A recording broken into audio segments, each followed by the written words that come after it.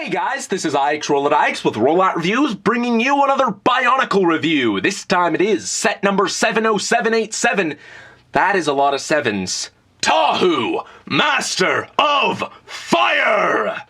This set contains 89 pieces, including the Skull Spider and Golden Mask, and retails for about $20 US. The new BIONICLE line for 2015 kicks off with a bang. The new Toa take just enough inspiration from the originals and the Toa Nuva as they transfer over to the CCBS system introduced with Hero Factory. I feel that this gives just enough nostalgia to the older fans while making things still familiar for the newer fans. If you straight up do not like the CCBS system, I think overall this figure might disappoint you, but the new design elements and gearbox function will hopefully keep everyone happy.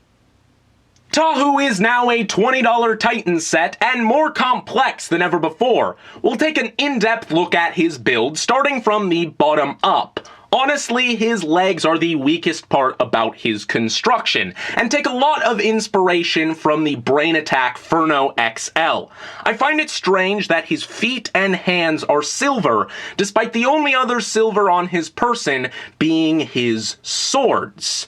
While his upper legs are well armored enough, unfortunately the backs of his lower legs are extremely bare, despite it seeming very simple to have covered those up. His upper legs feature a new armor part that all of the BIONICLE 2015 sets have. This invokes sort of the more technical feel of the old BIONICLE and reminds me a lot of the Toamata torso piece. I really like the design of this, and it sits on his hips, kind of like samurai skirt armor.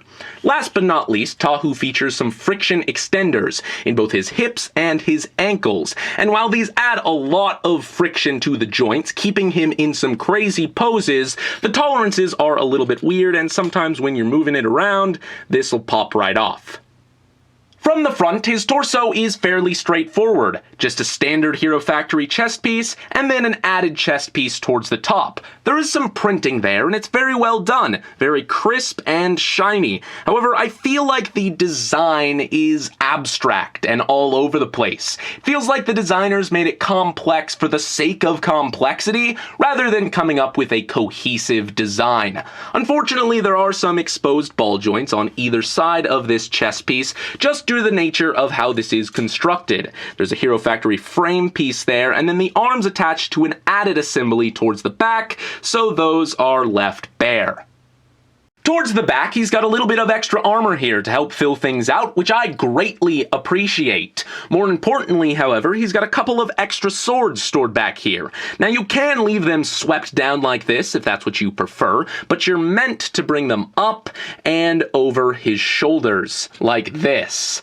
I am a big fan of this design. It adds even more to the samurai armor look, almost like ornamental battle flags he wears on his back, and they remind me a lot of Kachidoki arms from Kamen Rider Gaim.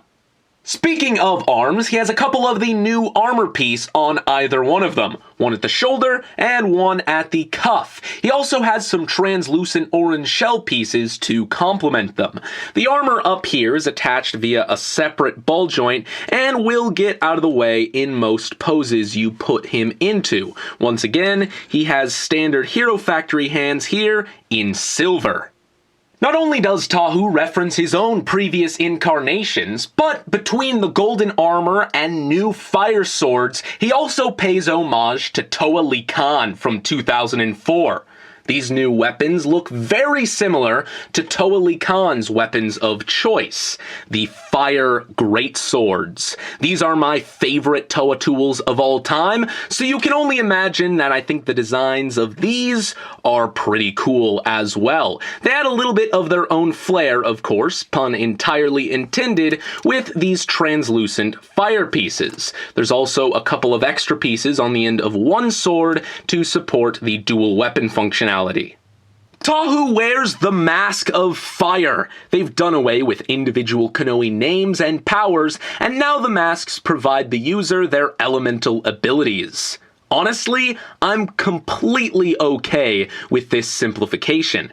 The connection towards the back is very different from before. It now attaches to the sides of the head, much more like an actual mask. Unfortunately, without some trickery, it is incompatible with some previous Bionicle head sculpts.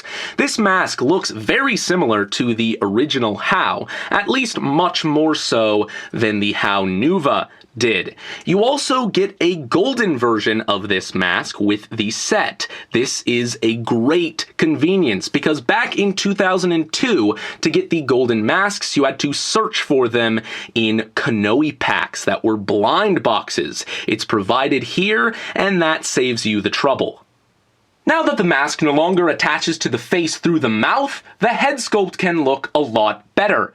The eye stalk attaches to the head via a red axle here, and it's a fairly loose connection, but that comes into play here in just a second. I find the light piping this eye stalk provides is slightly less resilient than some of the previous designs, but it is there. Now, of course, the mask attaches to the face simply enough, and it's, in my opinion, a fairly solid connection. The tolerances are really good in the way that it stays on there pretty well. If I shake it around, it's not going to fall off, but it's also not on there too tightly. It comes right off and slides right back on.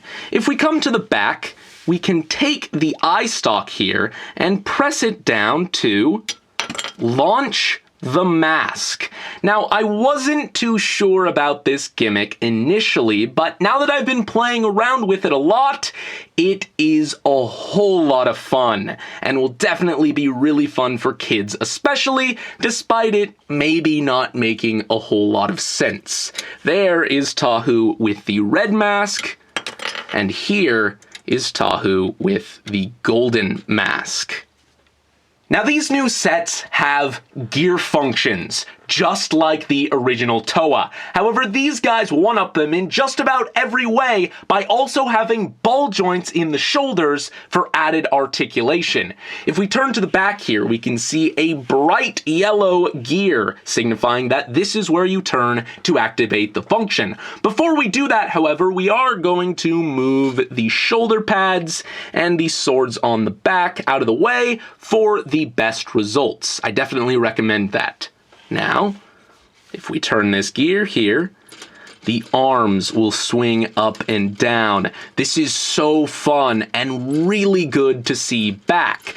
Now, there is some extra engineering internally so that if you bring this up, it doesn't come back down like the original Toa had a problem with. They stay in place. On top of that, I'm able to move one of his arms up here, and the same is true. That doesn't sag back down.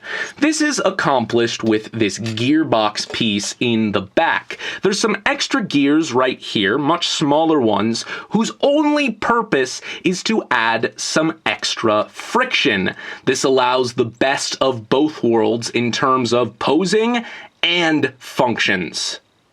Not only do we see the return of gear functions, we also see the return of dual weapon functionality. Tahu's method involves combining his two blades together, not unlike Lee Khan's flight board. In this case, it will create a lava board. Now, there is a bit of friction going on in this connection, but it isn't the strongest in the world and will fall apart if you aren't careful. To lock the two blades together, we're going to use this piece in the back, securing the connection. Of course, there are a couple of little pins back here, which will attach the board to Tahu's foot, once again allowing him to surf on fire. Of course, this leaves him unarmed. This is where the two swords on his back come into play.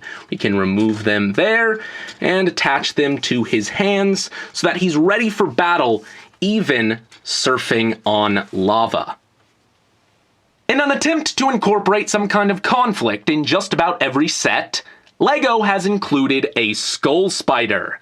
Once again, LEGO has seemed to have forgotten what a spider is, because this guy only has 4 legs.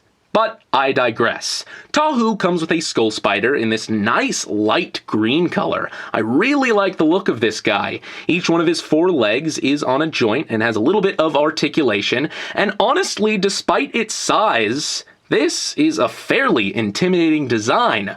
Of course, a single skull spider is going to be no match for Tahu. Their strength comes in numbers. That is, of course, unless Tahu isn't careful. If we turn this over, we can see there are a couple connectors back there that allow this guy to act as a mask. Say Tahu gets his mask knocked off of him. We can then replace that with this skull spider, and he is now under its control. This is fairly scary looking. Now, of course, you can knock the skull spider off as well, once again adding to the playability, but of course he's got legs. Legs for grabbing. We can bring these back here and sort of lock that mechanism in place to make the situation just that much more dire.